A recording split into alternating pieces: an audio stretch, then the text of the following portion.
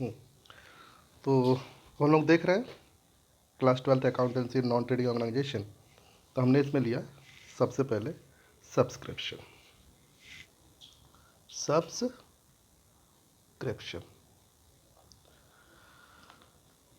ठीक है। अब इसके बारे में हम लोग जान चुके हैं कि ये सब्सक्रिप्शन जो है वो हमारी क्या है, एक इनकम। बच्चों, इसके साथ कितने केस हो सकते हैं? या तो ये हमको एडवांस में रिसीव हो जाए, यानी कि एडवांस में रिसीव हो जाइए, और दूसरा काम हो सकता है कि नॉट रिसीव, या में रिसीव ना हो, नॉट रिसीव। यदि एडवांस में रिसीव होता है तो फिर इसके पीछे दो कारण हो सकते हैं हमारे पास। नंबर वन, कि बिगनिंग ईयर यानी कि प्रीवियस ईयर में रिसीव हो रहा है, प्रीवियस ईयर में एडवांस रिसीव हुआ। और दूसरा केस हो सकता है हमारे पास कि कब रिसीव हो रहा है, ये करंट ईयर में रिसीव हो रहा है, करंट ईयर में रिसीव हो रहा है। तो एडवांस अगर रिसीव होता है सब्सक्रिप्शन तो दो केस हो सकते हैं, एक तो या तो प्रीवियस ईयर में हो रहा हो या करंट ईयर में हो रहा हो। और नॉट रिसीव होगा तो इसे कहा जाएगा आउटस्टैंडिंग, आउटस्टैंडिंग। अब ये जो आउटस्टैंडिंग केस होगा इसके भी यही दो केस होंगे, या तो ये प्रीवियस ईयर का होगा और दूसरा ये किसका हो सकता है, ये करंट ईयर का हो सकता है, करंट ईयर का हो सकता है। तो ये आप समझ गए कि नॉन ट्रेडिंग ऑर्गेनाइजेशन में यदि सब्सक्रिप्शन के बारे में बात चलती है, इसकी ट्रीटमेंट, क्योंकि देखो ये ट्रीटमेंट आनी है। तो एडवांस रिसीव हो सकता है या नॉट रिसीव हो सकता है, जिसको हम आउटस्टैंडिंग कह रहे हैं। एडवांस रिसीव हो सकता है तो ये प्रीवियस ईयर का हो सकता है, और आउटस्टैंडिंग में हो सकता है तो वो भी प्रीवियस ईयर का हो सकता है। अगर एडवांस रिसीव है तो करंट ईयर का हो सकता है, और आउटस्टैंडिंग हो तो ये भी करंट ईयर का हो सकता है। ठीक, अब देखते हैं कि इसकी ट्रीटमेंट क्या करनी है। ठीक है, तो इसकी ट्रीटमेंट देखते हैं। तो ट्रीटमेंट, फिर से कुछ न्यूमेरिकल्स लगाए जाएंगे। ट्रीटमेंट, अगर एडवांस प्रीवियस ईयर का है, यानी कि पिछले साल का कोई एडवांस मिला, तो बच्चों हमेशा जब हम लोग अकाउंट तैयार करते हैं, किसी प्रकार का इनकम जब तैयार करते हैं, तो हमारे दिमाग में यही रहता है, मतलब कि ये ऑब्जेक्टिव यही रहता है कि हमको उस साल का लेके चलना है, उस साल का लेके चलना है, यानी कि उस फाइनेंशियल ईयर का लेके चलना है। तो उस फाइनेंशियल ईयर का लेके चलना है, इसका क्या अर्थ होता है? इसका अर्थ ये हुआ कि मान लीजिए कि कोई भी चीज़ हमको रिसीव हो गई है लास्ट ईयर लेकिन इस साल के लिए, तो उसको इस साल लेना होगा, पहली बात। लेकिन लास्ट ईयर क्यों नहीं ले सकते? लास्ट ईयर हम लोग इसलिए नहीं ले सकते क्योंकि वो लास्ट ईयर रिसीव तो हुआ था लेकिन उस फाइनेंशियल ईयर के लिए नहीं हुआ था। यानी हमको फाइनेंशियल ईयर देख के चलना है कि फाइनेंशियल ईयर ये कब का है, लास्ट ईयर का है कि इस साल का है। अब जैसे सब्सक्रिप्शन हमको एडवांस में रिसीव हुआ है लास्ट ईयर 2000 रुपीज़, लेकिन ये कह के दिया गया है कि ये मैं आपको 2000 इस साल दे तो रहा हूँ लेकिन है ये अगले साल का।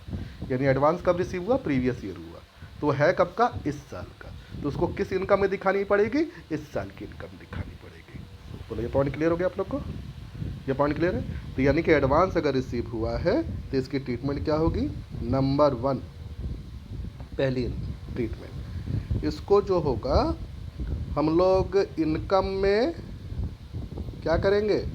प्लस कर देंगे। क्यों प्लस कर देंगे? क्योंकि वो इस साल की इनकम मानी जा रही है। और दूसरा काम क्या करेंगे?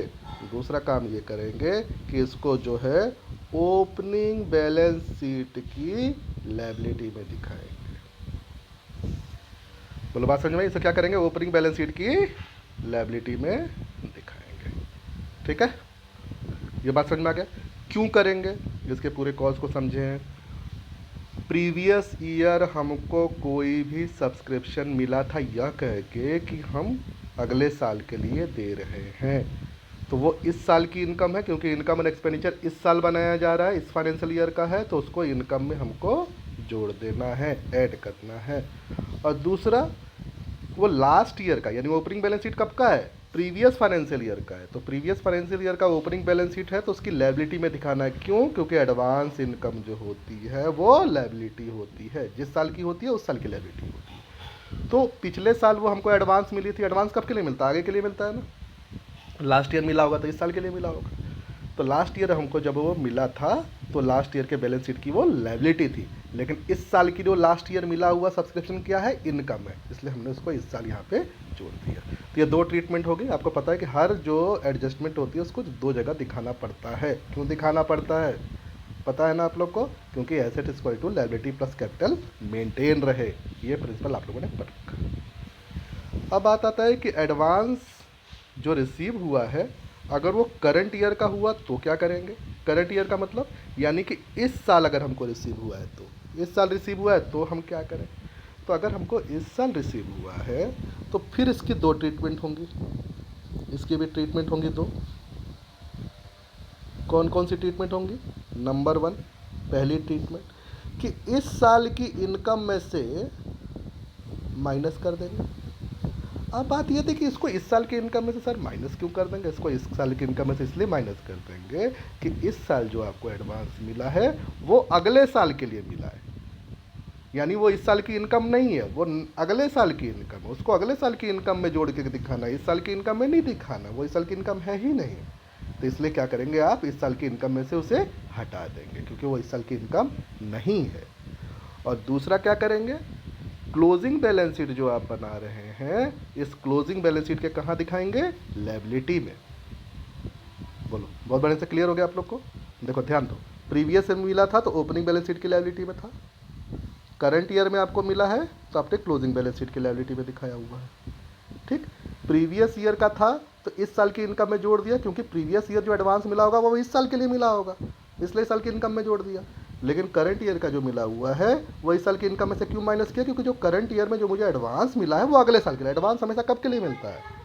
आगे के लिए मिलता है, फ्यूचर के लिए मिलता है। इस साल के लिए वो कभी नहीं मिलता। ठीक है ना? एडवांस हमेशा, एडवांस का मतलब ही क्या होगा? फ्यूचर के लिए, अभी के लिए नहीं। बोलो, यहाँ तक बात क्लियर हो गई? अब देखते हैं कि आउटस्टैंडिंग का ट्रीटमेंट हम कैसे करने वाले हैं। तो आउटस्टैंडिंग का ट्रीटमेंट, आउटस्टैंडिंग का मतलब जो हमें रिसीव नहीं हुआ है। ध्यान रखिएगा, जो हमें रिसीव नहीं हुआ है, जो हमें रिसीव होगा, अभी रिसीव नहीं हुआ है। ठीक है? तो अगर प्रीवियस ईयर कोई रिसीव नहीं हुआ है, अगर प्रीवियस ईयर कोई चीज़ रिसीव नहीं हुआ है यानी पिछले साल कोई चीज़ बाकी थी, यदि इफ़ अगर वो इस साल रिसीव हो जाती है तो हम उसको इस साल की इनकम नहीं मानेंगे। अब बात ये आती है कि सर पिछले साल की कोई सब्सक्रिप्शन अगर बाकी थी, वो पिछले साल रिसीव नहीं हुई थी, अगर वो इस साल रिसीव हो जाती है तो वो इस फाइनेंशियल ईयर की इनकम क्यों नहीं है? वो इस साल की फाइनेंशियल ईयर की इनकम इसलिए नहीं है क्योंकि जो हम इनकम एंड एक्सपेंडिचर अकाउंट बना रहे हैं या कभी प्रॉफिट एंड लॉस अकाउंट बना रहे थे उसमें कोई ऐसा केस आया होता तो फिर क्या होता? वो जो है हम उस फाइनेंशियल ईयर का बना रहे होते हैं, यानी कि पिछले फाइनेंशियल ईयर की चीज़ अगर इस साल मिल रही है तो वो इस साल की इनकम नहीं है, क्योंकि रूल कहता है कि जिस फाइनेंशियल ईयर का आप बना रहे हो उस फाइनेंशियल ईयर की सारी चीज़ें दिखाइए, चाहे हमको रिसीव हो चाहे ना हो, चाहे रिसीव हो चाहे ना हो। ये हमारा रूल है। तो क्योंकि रिकॉग्नाइज करना है, यानी कि रियलाइजेशन कंसेप्ट है हमारे पास, यानी कि कोई भी चीज़ जब ड्यू हो जाती है तो मान ली जाती है वो साल की इनकम है। तो पिछले साल वो नहीं मिली होगी तो भी वो पिछले साल की इनकम मानी गई होगी, क्योंकि फिर मैं बता रहा हूँ रूल यहाँ पे हमको बाइंड कर रहा है। रूल क्या बाइंड कर रहा है? फिर से ध्यान से देख ले। रूल हमें ये बाइंड कर रहा है कि लास्ट ईयर में अगर कोई, हम देखो रूल क्या है, रूल कहता है रेवेन्यू, देखो दो कंसेप्ट है हमारे पास, एक कैश कंसेप्ट होता है, एक एक्रूवल कंसेप्ट होता है। ठीक है? 11th क्लास बेस है, ध्यान रखिएगा। 12th क्लास में पढ़ने के लिए ज़रूरी है कि 11th क्लास के बेस अच्छी तरह से आते हों, अदरवाइज हर स्टेप पे अटकेंगे। इसलिए जब जब कभी कोई समस्या हो तो 11th क्लास को उस टॉपिक को निकाल के एक बार उसे क्लियर कर लेना बहुत ज़रूरी है, क्योंकि विदाउट 11th क्लास के बेस के मुश्किल हो जाएगा लगाना। आप समझेंगे? तो 11th क्लास में ये बेस दिया गया था कि अकाउंट को लगाने के दो बेस हैं, एक को हम लोग कहते हैं कैश बेस, एक को कहते हैं एक्रूवल बेस। कैश बेस का मतलब होता है कि जब जैसे कैश रिसीव हो उसको उसी समय का इनकम मान के रिकॉर्ड कर दिया जाए, उसे कहते हैं कैश बेस। उसका से एक्रूवल बेस का अर्थ क्या होता है? एक्रूवल बेस का मतलब होता है कि वो चीज़ मिले चाहे ना मिले, यानी कोई इनकम रिसीव हो चाहे ना हो, ड्यू हो गई है तो उसको उस साल की इनकम मान लेनी है। और किसी चीज़ का पेमेंट हुआ हो चाहे ना हुआ हो, अगर वो ड्यू हो गया यानी कि उसका समय आ चुका है तो उसको उस साल का पेमेंट मान लेना है और आउटस्टैंडिंग और एक्रूड करके दिखाना है। उसी तरीके से अब वही रूल यहाँ पे बाइंड कर रहा है, एक्रूवल कंसेप्ट ही चलता है, कैश बेस यहाँ नहीं चलता है, एक्रूवल कंसेप्ट के ऊपर अकाउंट बनाए जाते हैं। ठीक है, जानना दोनों है। बोलो बात क्लियर हो गया आपको? तो अब यहाँ देखिए, तो आपको पिछले साल कोई सब्सक्रिप्शन अगर रिसीव नहीं हुई थी तो पिछले साल की इनकम में आपने जोड़ के दिखाया था और पिछले साल के एसेट में भी दिखाया था। लेकिन अगर वो हमको इस साल अगर रिसीव हो जाता है तो हमको इस साल की इनकम में उसको नहीं दिखाना है और करना क्या है, उसको हमको इनकम में से माइनस कर देना। क्यों? क्योंकि ये पिछले साल की इनकम बाकी थी, वो इस साल मिल रही है, तो वो इस साल की इनकम नहीं है, वो लास्ट ईयर की इनकम है, उसको लास्ट ईयर में रहना चाहिए, इस साल उसको नहीं रहना चाहिए, इसलिए हम उसको इस साल की इनकम में से हटा देंगे। बोलो क्लियर हो गया आप लोग को? तो पहला काम तो ये होगा कि हमने क्या किया, उसको इनकम में से हटा दिया, यानी करंट फाइनेंशियल ईयर की इनकम में उसको नहीं रहना है, वो पिछले साल की इनकम है, वो पिछले साल के इनकम एंड एक्सपेंडिचर और बैलेंस शीट को अफेक्ट करना चाहिए, इस साल के नहीं। दूसरा इफेक्ट, क्योंकि मैंने आपको बताया कि हर एडजस्टमेंट के याद रखना 2 इफेक्ट होते हैं और दोनों ही इफेक्ट को रिकॉर्ड करके दिखाना है। तो दूसरा होगा, क्योंकि ये प्रीवियस यानी ओपनिंग है, तो यानी ओपनिंग बैलेंस शीट को अफेक्ट करेगा, तो ओपनिंग बैलेंस शीट के कहाँ जाएगा, ये एसेट में जाएगा। ओपनिंग बैलेंस शीट के इसको एसेट में दिखाना पड़ेगा। पहला इनकम में से आप माइनस कर रहे हैं, दूसरा ओपनिंग बैलेंस शीट के आप एसेट में दिखा रहे हैं, ये दोनों आपको करना होगा। बात ये थी कि ऐसा मुझे क्यों करना होगा, ओपनिंग बैलेंस शीट के एसेट में क्यों जाएगा, क्योंकि लायबिलिटी और एसेट, ध्यान से मुझे बार बार इसलिए बताना पड़ रहा है कि मुझे पता है कि बहुत सारे लोग अभी भी 11th के उस कंसेप्ट को बार बार बताने से मेमोराइज कर लेंगे, जिससे ये क्लियर हो जाता है कि लायबिलिटी किसे कहते हैं और एसेट किसे कहते हैं। एसेट हर वो चीज़ होती है जिससे फ्यूचर में हमको बेनिफिट मिल सकता है या पैसा मिल सकता है। तो पिछले साल अगर कोई इनकम हमको रिसीव नहीं हुई तो हमको ये उम्मीद है कि फ्यूचर में मिलेगी, इसलिए इसको ओपनिंग बैलेंस शीट के एसेट में दिखाया गया। बोलिए बात समझे आप लोग को? और दूसरी बात कि हमने जो प्रीवियस ईयर का जो एडवांस इनकम था उसको ओपनिंग बैलेंस शीट की लायबिलिटी में क्यों दिखाया था, उसको हमने लायबिलिटी में इसलिए दिखाया था क्योंकि हमें उम्मीद है, क्योंकि लायबिलिटी का मतलब क्या होता है, ऐसी कोई भी चीज़ जिसको फ्यूचर में पेमेंट करना पड़ सकता है, तो हमें उम्मीद है कि हो सकता है कि उसने हमको एडवांस में इनकम दिया और मांग के ले जाए कि सब जरूरत नहीं, हमको हमारा पैसा वापस करो, इसलिए इसको ओपनिंग बैलेंस शीट के लायबिलिटी में दिखाया गया था। बोलो क्लियर हो गया? तो ये ओपनिंग बैलेंस शीट के एसेट में, ओपनिंग बैलेंस शीट के लायबिलिटी में। तो प्रीवियस ईयर के आउटस्टैंडिंग के बारे में मेरे ख्याल से क्लियर हो चुका होगा। अब बात आते हैं करंट ईयर। करंट ईयर का जो आउटस्टैंडिंग सब्सक्रिप्शन होगा उसके लिए हम क्या करेंगे? तो करंट ईयर का मतलब इस साल, जिस साल का हम बना रहे हैं फाइनेंशियल स्टेटमेंट, उस साल का, उस साल की बात हो रही है, उस साल हम क्या करेंगे। तो बच्चों फिर ये कंसेप्ट मैं बार बार रिवाइज करा रहा हूँ, ध्यान से दिमाग में बिठा लीजिए कायदे से। वो बात क्या है, एक्रूवल कंसेप्ट है।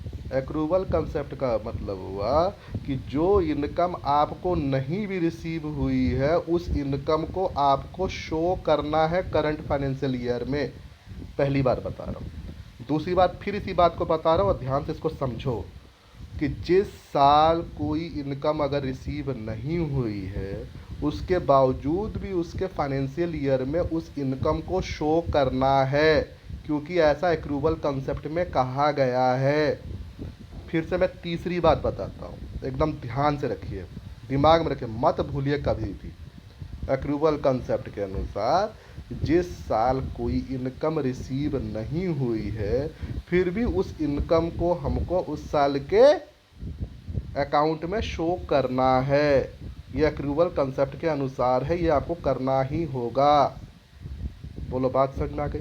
तो इसीलिए कोई आउटस्टैंडिंग है करंट ईयर की तो उसे करंट ईयर की इनकम में क्या करना होगा, शो करना होगा, उसको दिखाना होगा कि हाँ ये इनकम हुई है, क्योंकि ये एक्रूड है, ये रियलाइजेशन कंसेप्ट है। बोलो बात समझे आप लोग को? तो इसलिए इसको इनकम में क्या करना होगा, इनकम में हमको इसको ऐड करना होगा, यानी कि ये इनकम में ऐड हो जाएगा। क्यों ऐड हुआ समझ में आया? ये इस साल ये इनकम हमको रिसीव नहीं हुई है, लेकिन एक्रूवल कंसेप्ट के अनुसार अगर कोई इनकम ना भी रिसीव हुई हो, सिर्फ उसका समय आ गया हो, तो आप उसको दिखाएंगे, भले आपको रिसीव हो चाहे ना हो। बोलो क्लियर हो गया आप लोग को? तो यानी करंट ईयर की है और मैं करंट ईयर का ही अकाउंट तैयार करने जा रहा हूँ, इसलिए क्या करेंगे हम लोग, उसको इनकम में शो करेंगे। और दूसरा काम क्या होगा, ये करंट ईयर का है, करंट ईयर का मतलब क्लोजिंग बैलेंस है। बैलेंस शीट दो प्रकार की है, प्रीवियस पिछले साल की ओपनिंग बैलेंस शीट है, करंट ईयर की क्लोजिंग बैलेंस शीट है। तो क्लोजिंग बैलेंस शीट के कहाँ दिखाएंगे हम लोग, एसेट में दिखाएंगे। एसेट में क्यों दिखाएंगे, बार बार बता रहा हूँ, एकदम दिमाग में कायदे से बिठा लो इस बात को, कि अगर कोई भी इनकम फ्यूचर में रिसीव होने की गुंजाइश लग रही है तो वो हमारा एसेट है। एसेट का मतलब यही है कि फ्यूचर में उससे बेनिफिट होता है। हमको ये इनकम रिसीव नहीं हुई फिर भी हमने जोड़ के दिखाया। और दूसरी बात, क्लोजिंग बैलेंस शीट के एसेट में क्यों दिखाया, क्योंकि हमें उम्मीद है कि फ्यूचर में ये पैसा हमको मिलेगा। मेरे ख्याल से ये बातें समझ में आ गई। तो यही है इसका कंसेप्ट। सब्सक्रिप्शन के साथ कितनी घटनाएं हो सकती हैं, सब्सक्रिप्शन के साथ घटनाएं हो सकती हैं क्या, या तो एडवांस में रिसीव हो जाए या ना रिसीव हो। ये क्लियर? अब इसमें भी कितनी बातें हो सकती हैं, एडवांस में रिसीव हुई हो तो दो सूचनाएं मिलेंगी आपको, टू इन्फॉर्मेशन मिल सकती हैं, प्रीवियस ईयर की हो सकती है और करंट ईयर की हो सकती है। और अगर आउटस्टैंडिंग हो तो उसकी भी दो बातें हो सकती हैं, या तो ये प्रीवियस ईयर की होगी या ये करंट ईयर की होगी। बोलो ये बातें समझना आप लोग को। अगर प्रीवियस ईयर की होगी तो क्या करना है, हमको करंट वाली इनकम में जोड़ देना। क्यों जोड़ देना, क्योंकि पिछले साल ये इनकम हमको मिली थी और नियम क्या कहता है, जिस साल की इनकम हो उस साल दिखाना चाहिए। तो पिछले साल मिली जरूर थी लेकिन इनकम ये इस करंट फाइनेंशियल ईयर की है, तो इसलिए जिस फाइनेंशियल ईयर से ये संबंधित है, रिलेटेड है, उस फाइनेंशियल ईयर में जाना चाहिए, इसलिए यहाँ पे इनकम में जोड़ दिया गया। अब पिछले साल की बैलेंस शीट में लायबिलिटी में क्यों दिखाया, क्योंकि वो पिछले साल की इनकम तो थी नहीं, इसलिए उस साल की वो लायबिलिटी में जाएगी। अब वहीं पे आउटस्टैंडिंग का नियम देख लो, प्रीवियस ईयर की इनकम में उसको माइनस किया गया। क्यों माइनस किया गया इस साल की इनकम में, भाई पिछले साल की इनकम हमें नहीं मिली थी, अगर वो इस साल मिल रही है तो इस साल की इनकम में से इसलिए हटाया जाएगा क्योंकि वो इस साल की इनकम नहीं है, वो लास्ट ईयर की इनकम है जो इस साल हमें रिसीव हो रही है, और हमको करंट फाइनेंशियल ईयर में सिर्फ करंट फाइनेंशियल ईयर की इनकम दिखानी है। और ओपनिंग बैलेंस शीट के एसेट में दिखाएंगे, क्यों, क्योंकि ये आउटस्टैंडिंग कब का है, प्रीवियस ईयर का है, तो ये ओपनिंग बैलेंस शीट को अफेक्ट करेगा, तो ओपनिंग बैलेंस शीट के ये एसेट में जाएगा। ये बात समझ में आ गई। अब आते हैं करंट ईयर वाले मामले में। ट्रीटमेंट इनकम में से माइनस कर दूंगा। क्यों माइनस कर दूंगा, क्योंकि इस साल आपको कोई अगर एडवांस मिला तो अगले साल के लिए मिलेगा। एडवांस का मतलब ही क्या होता है, फ्यूचर के लिए मिला हुआ, तो इनकम में से माइनस कर दूंगा।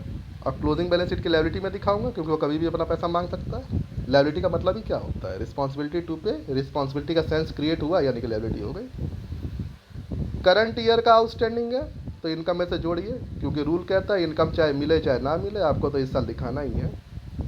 और क्लोजिंग बैलेंस शीट के आपके एसेट में क्यों दिखा रहे हैं, क्लोजिंग बैलेंस शीट के आपके एसेट में इसलिए दिखा रहे हैं क्योंकि फ्यूचर में उम्मीद है मिल सकता है आपको, नहीं मिला तो क्या हुआ, फ्यूचर में मिल सकता है आपको। बोलिए यहाँ तक क्लियर हो गया। तो ये रूल हो गए पूरे सब्सक्रिप्शन के बारे में, और ये आता ही है। अब इसे कुछ क्वेश्चंस लगते हैं, पहले तो इतने रूल तो आप लोग ढंग से याद कर लीजिए ये क्या हुआ, फिर इसके कुछ क्वेश्चंस होंगे, जो क्वेश्चन जो होंगे हम लोग सॉल्व करेंगे, इसके लिए हम लोग नेक्स्ट डे उठाएंगे। स्ट्रेटजी क्या होगी आप ढंग से समझ लेंगे। मेरे ख्याल से ये पूरा का पूरा ये आ चुका होगा आपके उसमें, हाँ ये आपको समझ में आ रहा होगा कायदे से। ठीक, स्ट्रेटजी क्या होगी हमारे पास, स्ट्रेटजी होगी कि आज हमने इसका डिस्कशन कर लिया है, इसके बाद से इसके ऊपर हम लोग न्यूमेरिकल्स लगाएंगे। कितने प्रकार के न्यूमेरिकल्स आ रहे हैं, न्यूमेरिकल्स लगाने के बाद फिर हम लोग को ये देखना होगा कि फंड बेस अकाउंटिंग करेंगे, यानी कि फंड का क्या सिस्टम होता है, और फंड के सिस्टम करने के बाद हम लोग प्योर बड़े न्यूमेरिकल्स पे आ जाएंगे। तो आज की क्लास में इतना ही है। इसमें आप लोग इसे पूरा का पूरा डिस्कस, इसको पूरा का पूरा रिवाइज कर लेना है, अपनी कॉपियों में पूरा का पूरा इसे नोट कर लेना है, ठीक है, और बुक्स में इस टॉपिक को एक बार फिर से पढ़ लेना है। डे बाय डे चलेंगे तो ये पूरा का पूरा मैटर हमारा क्लियर हो जाएगा। तो मेरे ख्याल से क्लियर हो गया होगा। और होमवर्क आपको मालूम चल गया, आपका होमवर्क क्या है, फिर से समझा देता हूँ आपका होमवर्क क्या है। आपका होमवर्क ये है कि सब्सक्रिप्शन पहले वाली क्लास के हो चुके हैं, सब्सक्रिप्शन की मीनिंग लिखना है। नंबर 2, जो एडवांस में रिसीव हो प्रीवियस ईयर का और करंट ईयर का, इसका ट्रीटमेंट लिखना है और रिवाइज करना है। दूसरा, नॉन रिसीव यानी आउटस्टैंडिंग जो है प्रीवियस ईयर की कौन कौन सी ट्रीटमेंट है और करंट ईयर की कौन कौन सी ट्रीटमेंट है, इसको लिखना है, रिवाइज करना है, ताकि जब इसके बारे में न्यूमेरिकल चलेगा, क्योंकि देखो इसके न्यूमेरिकल के क्या है, पैटर्न है, और इसके हमको करीब 3 पैटर्न देखने को मिलेंगे। वो पैटर्न तभी समझ में आएंगे जब ये चीज़ें एकदम क्लियर होंगी, जब ये क्लियर होंगी, क्योंकि ये हमारी जो बड़ा वाला न्यूमेरिकल है 6 मार्क्स का है। देखो ये तो 3 मार्क्स टू 4 मार्क्स का तो आ ही जाता है, लेकिन जो मेरा 6 मार्क्स का जो मेरा न्यूमेरिकल है, उस 6 मार्क्स के न्यूमेरिकल का ये एक मेजर पार्ट है और मेजर मार्क्स ये रखता है। तो इसलिए इसको अच्छी तरीके से बहुत बढ़िया से क्लियर करके रखना है। तो मेरे ख्याल से सब समझा चुका होगा, और अपना होमवर्क सब कर लेंगे और डेट वाइज डाल के रखेंगे, क्योंकि जैसे ही स्कूल खुलता है हम लोग उसको चेक करेंगे कि आपने किया है कि नहीं किया है। ठीक है बेटा, अब रखते हैं। Good day.